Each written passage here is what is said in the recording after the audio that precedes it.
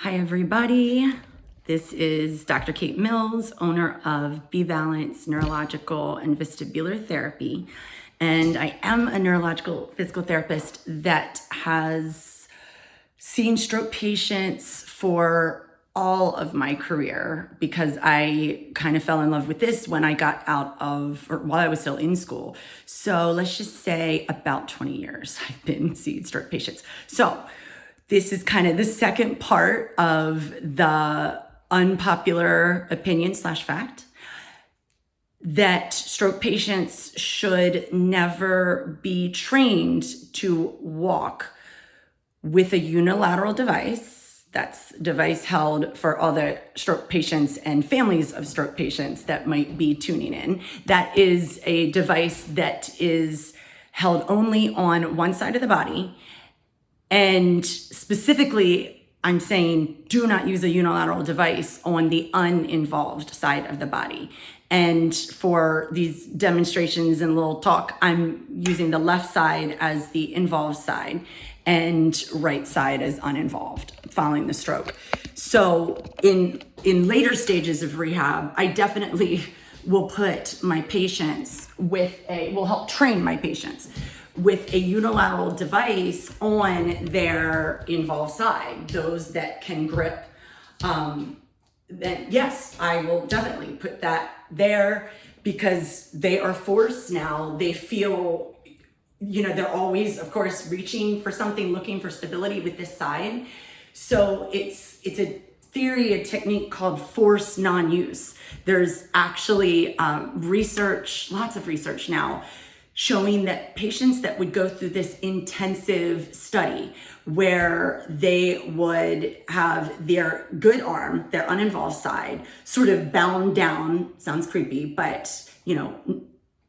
just this is in the 20th and 21st century. Bound down, meaning made it so they couldn't use it for like 6 hours a day. They tried 4 hours a day, 6 hours a day, 8 hours a day, but some crazy amount of time, meaning they had to figure out how to feed themselves, how to wash themselves, how to walk, how to transfer with their involved side. The leg is obviously a little bit more difficult to do that with, but I have treatment strategies for that too. That's not for this video. But those people did leaps and bounds better, quicker than the ones that went through conventional therapy, where I just say they're treated like an orthopedic patient. They are largely put on that hemi walker or cane on the uninvolved side and just allowed to drag their involved side. So my last video, I talked about why that's a really, really bad idea. So this one, I just wanted to give an example of something I do, for instance. So there's, different ideas at different stages of the rehab. I've worked in inpatient acute for years, the first person to get a patient out of bed after a stroke. I've worked in acute rehab for years. I love acute rehab because you have lots of hands around, other OTs, even speech therapists that love to help out because everybody's job is made better, easier when the patient can start using their involved side more actively.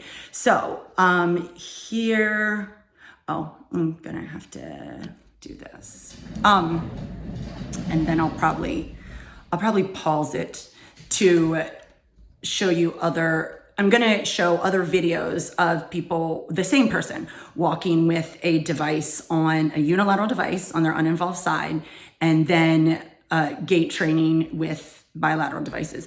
But this is an example of a mirror. All my mirrors in my clinic, although it's only 800 square feet, but my mirror in the bathroom has a midline mark on it, midline tape. So I have patients just stand in front of it. I'm gonna pause this because this is gonna go easier when you can see it in real time. Okay, I'll be back for the third in the series.